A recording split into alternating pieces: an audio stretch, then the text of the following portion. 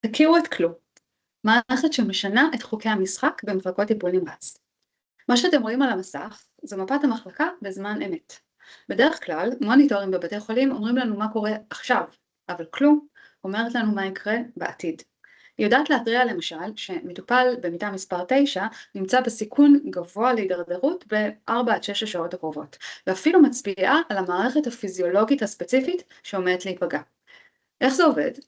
בניגוד לרופא, מוכשר ככל שיהיה, שיכול לשקלל בראש כמה עשרות נתונים, המערכת מנתחת מאות פרמטרים בו זמנית.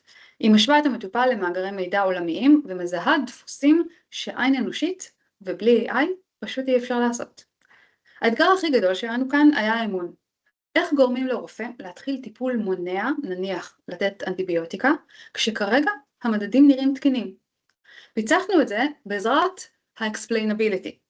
בלחיצת כפתור הרופא מקבל את הנתונים המרכזיים שהובילו להחלטה. כשהוא רואה את הלמה, הוא בונה אמון במערכת. בסוף, הרופא תמיד נשאר בתמונה, והוא זה שמקבל את ההחלטה. אבל עכשיו יש לו כלי שנותן לו יתרון יחסי וקריטי על פני הזמן.